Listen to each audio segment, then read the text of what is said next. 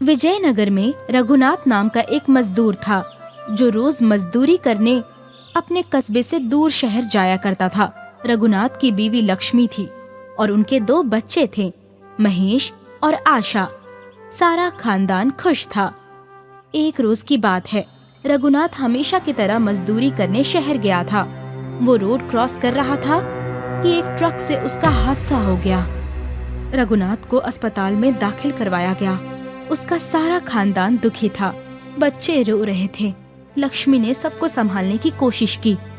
देखो, अब्बू ठीक हो जाएंगे। तुम दोनों ऐसे रोओगे तो उन्हें अच्छा नहीं लगेगा। अब्बू कब ठीक होंगे? बोलो ना अम्मी। बहुत जल्द।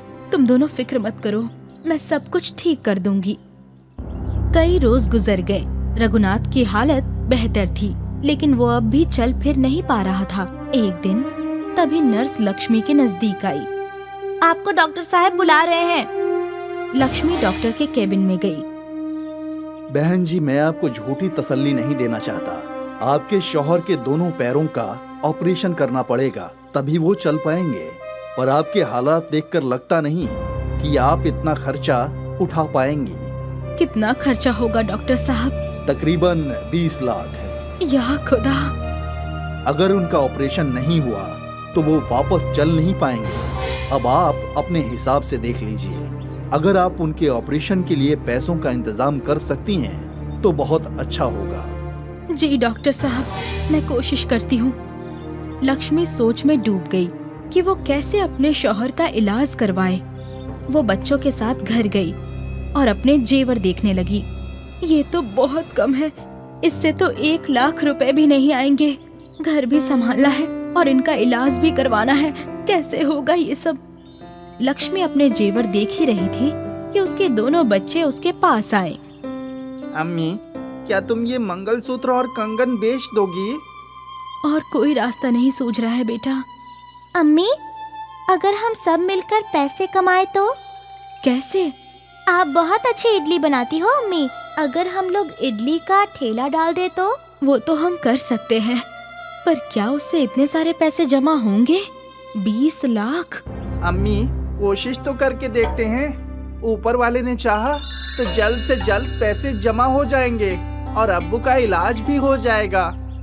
बहुत बड़े हो गए हो तुम दोनों। चलो इडली के कारोबार की तैयारी करते हैं। लक्ष्मी और बच्चे घर में चीजें इकट्ठी करने लगे। ये रहे चम्मच और प्लेट्स। ये रहा चूल्हा। ये रहा इडली का कुकर, पर मुझे लगता है ये छोटा है। ठेले पर अगर ज्यादा लोग आ गए तो फटाफट इडली नहीं बन पाएगी। तो हमें क्या करना चाहिए अम्मी? हमें नया इडली का कुकर लेना होगा। मेरे पास थोड़े पैसे हैं, उसमें बड़ा इडली का कुकर आ जाएगा। इडली कुकर खरीदने के लिए तीनों दुकान पर पहुँचे। भाईजान, एक बड़ा इडली का कुकर दिखाइए। उस दुकानदार ने उन्हें एक कुकर दिखाया। इससे भी बड़ा चाहिए। बहन जी, इससे बड़ा इडली कुकर मेरे पास नहीं है। आजकल इससे बड़ा इडली कुकर नहीं बनता। ऐसे कैसे हो सकता है? लेकिन आप पुराना इडली कुकर खरीद सकती हैं। बगल में ही एक पुराने बर्तनों की दुकान है, उनके पास जरूर बड़े इडली कुकर होंगे। आप वहाँ देख लीजिए। ठीक है। लक्ष्मी और उसके बच्चे बगल वाली दुकान पर गए। वहाँ लक्ष्मी की नजर एक पीतल के बड़े इडली कुकर पर गई। भाईजान, वो बड़ा वाला इडली का कुकर कितने का है? वो पुराना वाला, वो 500 रुपए का है। ठीक है, वो मुझे दे दीजिए। लक्ष्मी और बच्चे वो बड़ा पीतल का इडली कुकर लेकर अपने घर आए। घर पहुंचकर, अम्मी, आपने यही इडली कुकर क्यों चुना?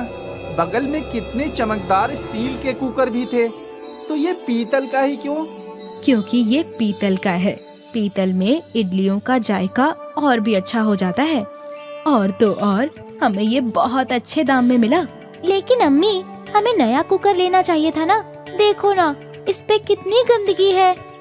आशा, ये पीतल का है। अभी इसे घिसूंगी ना तो चमकने लगेगा। ठीक है अम्मी।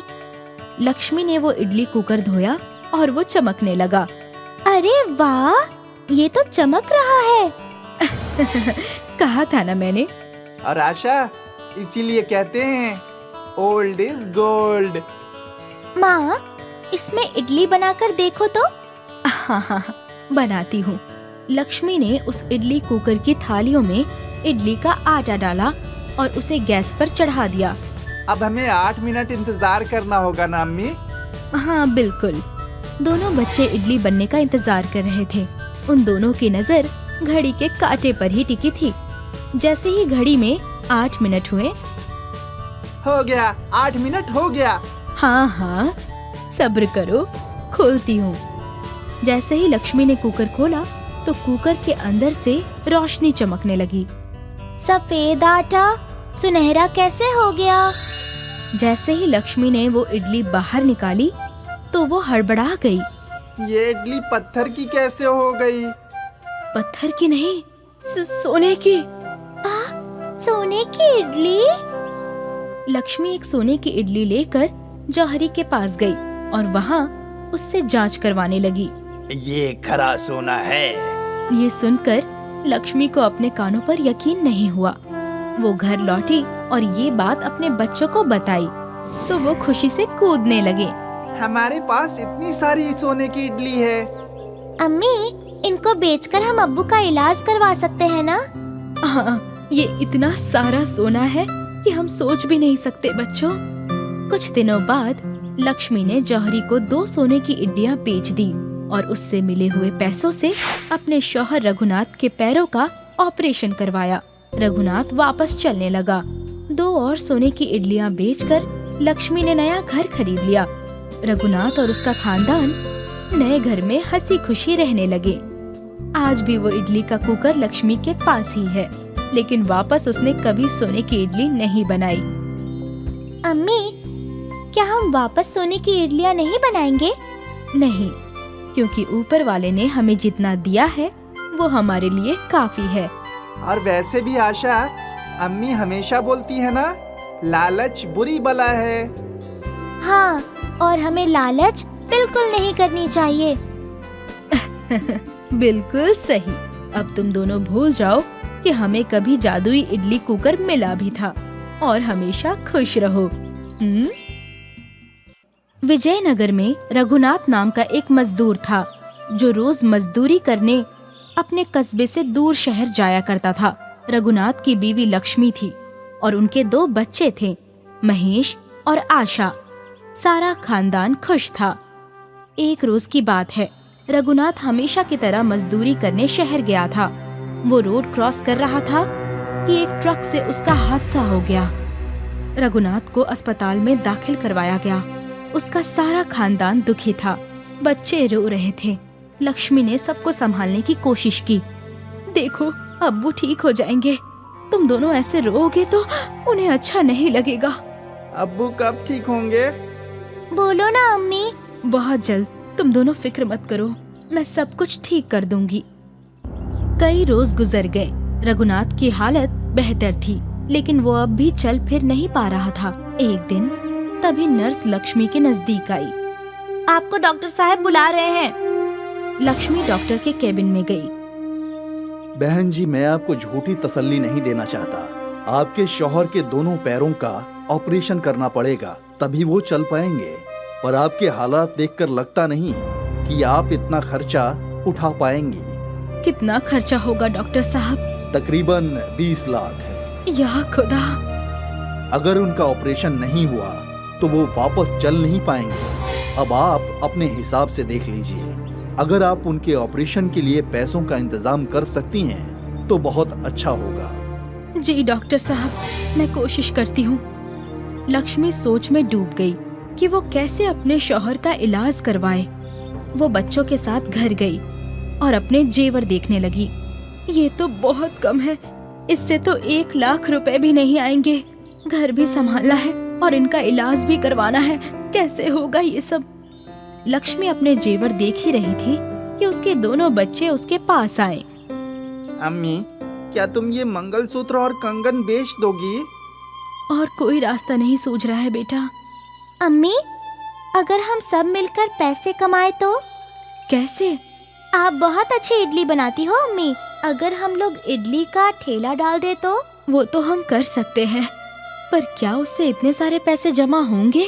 20 लाख। अम्मी, कोशिश तो करके देखते हैं। ऊपर वाले ने चाहा तो जल्द से जल्द पैसे जमा हो जाएंगे और अब्बू का इलाज भी हो जाएगा। बहुत बड़े हो गए हो तुम दोनों। चलो इडली के कारोबार की तैयारी करते हैं। लक्ष्मी और बच्चे घर में चीजें इकट्ठी करने लगे। ये रहे चम्मच और प्लेट्स, ये रहा चूल्हा, ये रहा इडली का कुकर।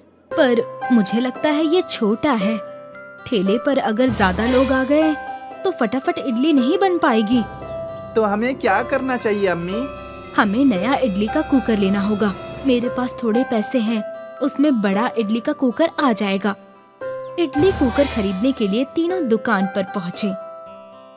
भाईजान, एक बड़ा इडली का कुकर दिखाइए। उस दुकानदार ने उन्हें एक कुकर दिखाया। इससे भी बड़ा चाहिए। बहन जी, इससे बड़ा इडली कुकर मेरे पास नहीं है। आजकल इससे बड़ा इडली कुकर नहीं बनता। ऐसे कैसे हो सकता है?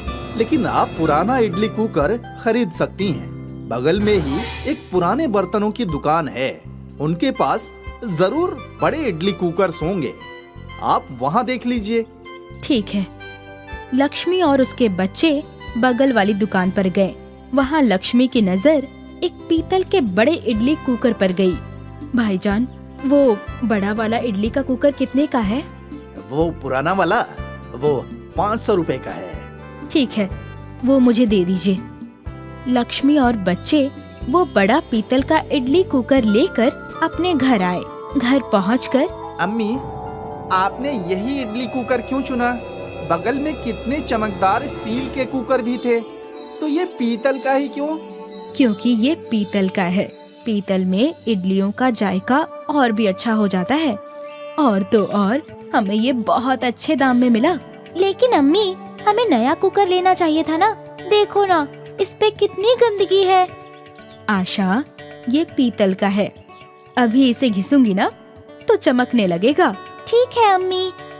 लक्ष्मी ने वो इडली कुकर धोया और वो चमकने लगा। अरे वाह, ये तो चमक रहा है।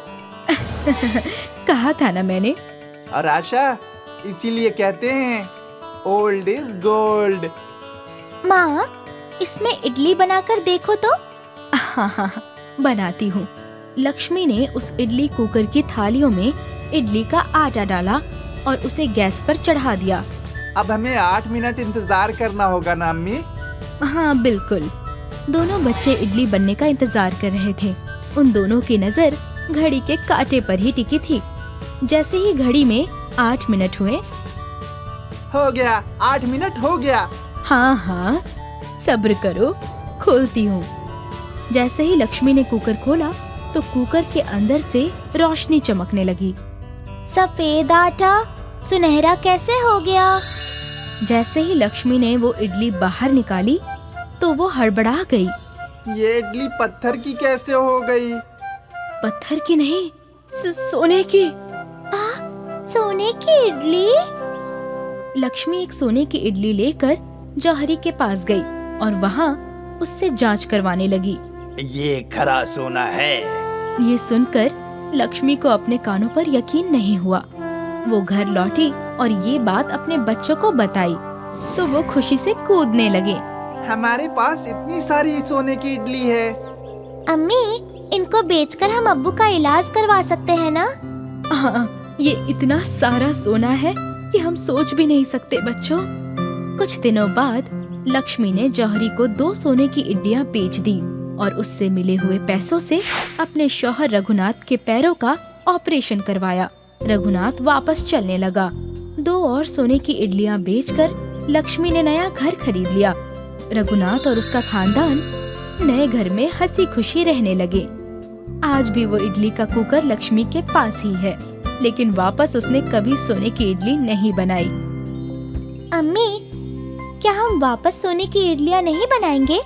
नहीं, क्योंकि ऊपर वाले ने हमें जितना दिया है वो हमारे लिए काफी है। और वैसे भी आशा, अम्मी हमेशा बोलती है ना, लालच बुरी बला है। हाँ, और हमें लालच बिल्कुल नहीं करनी चाहिए। बिल्कुल सही। अब तुम दोनों भूल जाओ कि हमें कभी जादुई इडली कुकर मिला भी था। और हमेशा खुश रहो। एक गांव में सूका और लंबू दो भाई रहते थे, लेकिन दोनों की आपस में बिल्कुल नहीं बनती थी। दोनों को लगता था कि उसका भाई उसका भला नहीं चाहता, इसीलिए दोनों रोजाना आए दिन झगड़ते रहते थे। उनकी अम्मा उन्हें समझाती थी, लेकिन वो दोनों अपनी अम्मा की बात भी नहीं मानते थे और इसका फायदा चतुर उठाता था। आए दिन दोनों अपना काम बदलते रहते थे।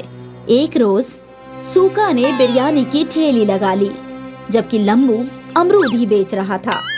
देख लंबू, तू अमरूद में मुझसे बहस कर रहा था, इसलिए मैंने चिकन बिरयानी का काम शुरू किया है।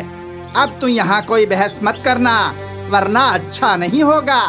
देख भाई, अगर तू प्यार से कहता तो इस बार मैं तेरी बात मान भी जाता, लेकिन तूने मुझे पीटने की धमकी दी है। अब मैं कल से चिकन बिरयानी ही बेचूंगा, लेकिन इस बार मैं तेरा काम बंद करा कर रहूंगा। ठीक है, देखते हैं कि कौन जीतता है। दोनों बहस कर ही रहे थे कि तभी वहाँ चतुर आ गया।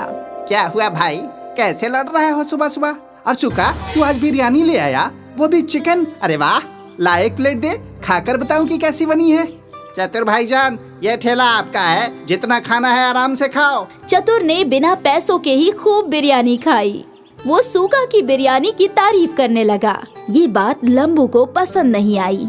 सुका, तूने बिरयानी तो गजब बनाई है, खाकर मजा आ गया। अब ये ग्राहकों को भी खूब पसंद आएगी। अरे भाईजान, तुम कल मेरे हाथ की बिरयानी खाना, उंगलियां चाटते रह जाओगे।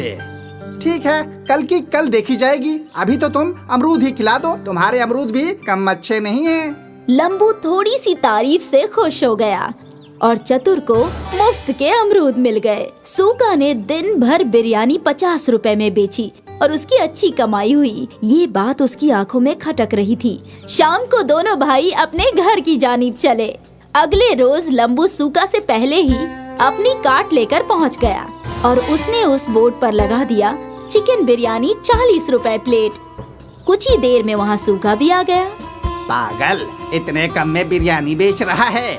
आज बताऊंगा तुझे कि तू कैसे अपनी बिरयानी बेच पाएगा।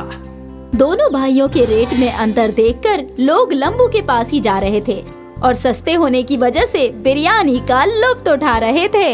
ये देखकर सूका को भी बिरयानी सस्ती करने का आइडिया आया और उसने 50 की जगह 40 लिख दिया। अब दोनों में बराबर की टक्कर हुई और शाम को बिरयानी बेचकर दोनों घर पहुँचे। मैंने सुना है कि तुम दोनों आज भी अपना नुकसान करके आए हो। अम्मा, इसने मुझे धमकी दी थी और अब मैं इसका काम बंद करवा के रहूंगा। अम्मा, जब आपको कुछ भी इल्म ना हुआ करे तो कुछ भी मत बोला करो। ठीक है, अब से मैं कुछ नहीं कहूँगी। तुम दोनों को जो भी करना है वो करो। एक दिन सुबह सुबह चतुर सूका से मिलने आया। आओ चतुर भाईजान, बैठो। अरे मैं तो तुम्हें अपना मानता हूँ, इसलिए व्यापार के कुछ कायदे सिखाने आया हूँ। भाईजान, अब तक तुम्हारी मानकर ही तो कारोबार कर रहा हूँ। तुम अब बिरयानी को 5 रुपए में बेचना शुरू कर दो। 5 रुपए में तो चिकन का खर्चा भी नहीं निकलता। तुम अपने भाई को हराना चाहते हो ना, तो तुम्हें पैसे अपनी जेब से लगाने होंगे। लेकिन मेरे पास तो पैसे ही नहीं है। तुम्हारा ये भाई कब काम आएगा? जितने पैसे तुम्हें चाहिए मैं दूंगा। जब तुम कुछ कमा लो तो मुझे वापस कर देना। चतुर ने सूका को कर्जा दे दिया और सूका ने 5 रुपए चिकन बिरयानी का बोर्ड लगा दिया। उसके पास लाइन लग गई। लोग टोकन लेकर अपनी बारी का इंतजार कर रहे थे।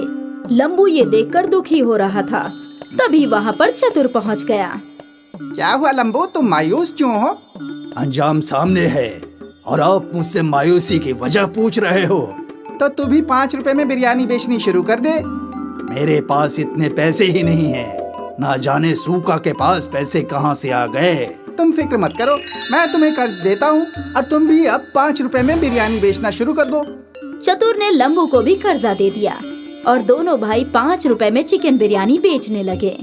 आइए आइए, 5 रुपए में चिकन बिरयानी खाइए। आइए आइए, 5 रुपए में चिकन बिरयानी खाइए। एक प्लेट में चिकन के 4 बोटियाँ, जायकेदार और किफायती चिकन। एक प्लेट में 5 बोटियाँ और सिर्फ 5 रुपए में। दोनों भाइयों की दुश्मनी का लोगों ने जमकर फायदा उठाया और 5 रुपए में भरपेट बिरयानी खाए। आज दोनों भाई दोपहर को ही सारी बिरयानी बेचकर घर पहुँचे। कितना कमाया आज।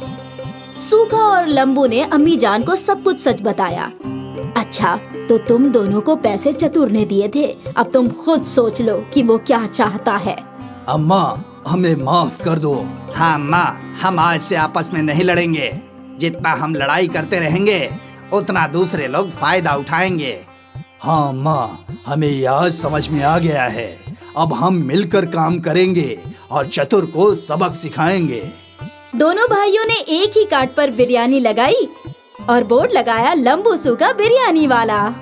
अगले रोज वो दोनों पहुंच गए। जब चतुर ने अगले रोज जाकर देखा तो उसके होश फाख्ता हो गए और उसने इत्तिहाद को देखकर वहाँ से दूर भाग जाना ही बेहतर समझा। दोस्तों, इससे हमें सबक मिलती है कि हमें आपस में इत्तिहाद बनाकर रखनी चाहिए, वरना कोई और इसका फायदा उठा जाएगा। और साथ ही चापलूसों से होशियार रहना चाहिए, वरना जल्द ही डूब जाओगे। जुनूब हिंद के एक देहात में चिनप्पा अपनी बीवी रमा के साथ रहता था। दोनों देहात के एक ज़रात में मजदूरी करके अपना घर चलाया करते थे। रमा और चिनप्पा के एक फर्जंद और एक दुख्तर थी। वो लोग अपने बच्चों को तालीम और तरबियत देकर नेक इंसान बनाना चाहते थे, लेकिन अचानक से चिनप्पा की तबीयत खराब रहने लगी। वो बहुत बीमार हो गया। अब रमा को ज़रात में मजदूरी भी तन्हा करनी पड़ती, अपने बच्चों का ख्याल भी रखना पड़ता था और अपने बीमार शौहर का भी। उसके हालात बहुत ही बदतर हो गए थे। एक रोज चिनप्पा की तीमारदारी के लिए उसके भाईजान मोहन आए। भाईजान, आपकी तबीयत तो बहुत ज्यादा खराब है। आपने किसी काबिल हकीम को दिखाया कि नहीं? दिखाया भाईजान, लेकिन कोई सलाहियत नहीं मिल रही। मैं दरगाह आपके नाम से खुदा से इल्तिजा दुआ फरियाद करूंगा आपकी सलामती के लिए। शुक्रिया भाईजान। भाभीजान, आप पे तो मुसीबतों का पहाड़ सा आ गया है ना? हाँ भाईजान, लेकिन हालात से शिकस्त कैसे हो जाऊं? भाभीजान, मैं एक इडली की दुकान डाल रहा हूँ। क्या आप वहाँ इडली फराहम करना चाहेंगी, जिससे आपको बेइंतहा पैसे मिलेंगे और आपके घर के हालात भी सुधर जाएंगे? मुझे जो भी मुनाफा होगा वो हम दोनों तकसीम कर लिया करेंगे। हाँ ठीक है भाईजान। और दूसरे दिन से रमा मोहन की दुकान में इडली बनाने लगी। देहात के आवाम को रमा की बनाई इडली बेइंतहा पसंद आती। देखते ही देखते रमा की बनाई हुई इडली मशहूर हो गई। दुकान में रोज लोगों की मजलिस होने लगी।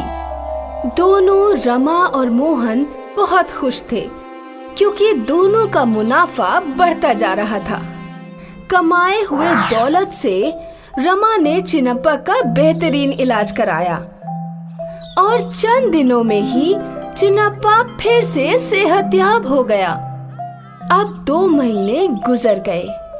रमा और मोहन की दुकान में खरीदारों की मजलिस लगी रहती थी और आज रमा तसव्वुर करने लगी, ये इतनी सारी मजलिस मेरी इडली की वजह से ही तो है, तो मेरा मुनाफे पर ज्यादा हक हुआ।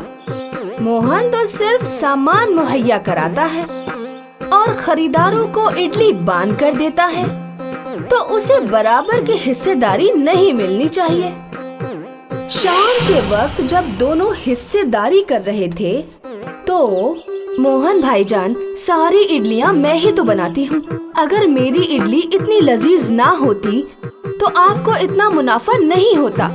वो तो है भाभीजान, आपकी इडलियां बहुत ही बेहतरीन और लज्जतदार होती हैं। तो इस वजह से मेरा मुनाफे पर ज्यादा हक होना चाहिए। लेकिन भाभीजान, ये सरासर गलत है। मैं भी दिन भर मेहनत मशक्कत करता हूँ, तब जाकर इतना कमाते हैं। मतलब हम दोनों बरहक मेहनत करते हैं, इसलिए मुनाफे पर हम दोनों का बराबर का हक हुआ। नहीं नहीं भाईजान, आप सरासर नाइंसाफी कर रहे हैं। अगर ऐसा है तो कल से आप कोई और इडली वाली दरियाफ्त कर लीजिए। रमा मोहन से बहस करके अपने घर चली गई और दूसरे दिन से देहात में 2 इडली की दुकानें लगने लगी। एक रमा की, जहां वो खुद ही इडली बना रही थी और खुद ही फरोख्त कर रही थी, और एक मोहन की, जहां एक दूसरी खवातीन इडली बना रही थी। रमा की नई दुकान देखकर सारे देहात की आवाम उसकी दुकान की ओर चले गए, लेकिन रमा तन्हा थी। वो इतनी सारी आवाम को संभाल नहीं पा रही थी।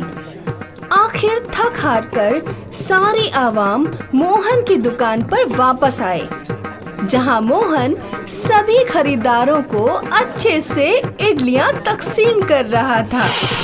ये सिलसिला रोज चलता रहा और देखते ही देखते देहात की आवाम इडली लेने मोहन की दुकान पर ही जाया करते। अब रमा तन्हा अपनी दुकान पर खड़े अफसोस कर रही थी। मैंने क्या कर दिया? मैंने तफद्दुक किया था कि इडली बनाना ही सब कुछ था, लेकिन नहीं, मोहन का खरीदारों को संभालना भी बहुत जरूरी था। कम से कम जब मैं मोहन के साथ थी मुझे अच्छी रकम मिल जाती थी, लेकिन अब मेरी इडली को कोई घास भी नहीं डालता। रमा को अपनी इडली पर नाज था, जो अब तकब्बुर हो चुका था। इसीलिए कहते हैं कि तकब्बुर एक शीशे की तरह होता है जो जरूर खम होता है। चारुलता के बड़े फर्जंद की शादी हुए 5 साल हो चुके थे। अब उसने अपने छोटे फर्जंद अरुण की शादी गुंजन से करवा दी। शादी के बाद गुंजन देवरानी बनकर उसके घर आई और मंजुला उसकी जेठानी बन गई। मंजुला बहुत खुदगर्ज थी। वो अपनी देवरानी के आसान मिजाज का फायदा उठाकर उसे सारे काम करवाने लगी और खुद मुख्तारी करने लगी। गुंजन, मेरी दोस्त बहुत अलील हालत में है, मैं उसकी तीमारदारी के लिए जा रही हूँ। सारा काम खैर से कर लेना। ठीक है भाभी जान, आप फिक्र ना करें, मैं सारा काम खैर से कर लूंगी। मंजुला घर में अज़द बनाकर सहेलियों के पास जाने लगी, जहाँ पर अपनी दोस्तों के साथ बैठकर ताश खेलती। ये रही मेरी 200 की शर्त। अरे वाह, मैं जीत गई। अरे वाह मंजुला, आज तो तू सारी बाजी जीत गई, तू तो माहिर खिलाड़ी हो गई है। रोज रोज मंजुला के ताश खेलने से मंजुला को ताश की लत लग गई थी और वो घर पर अपने शौहर की जेब से पैसे चुराकर ताश खेलने लगी। उधर देवरानी गुंजन खामोशी से तन्हा घर का सारा काम करती। बहू, घर का सारा काम तो सिर्फ तुम ही करती दिखती हो, अब मंजुला नजर नहीं आती। अम्मी, भाभी जान रोज रूहानी गुफ्तगू में जाती हैं। आहिस्ते आहिस्ते मंजुला ताश में पैसे हारने लगी। ओह, मैं फिर से हार गई।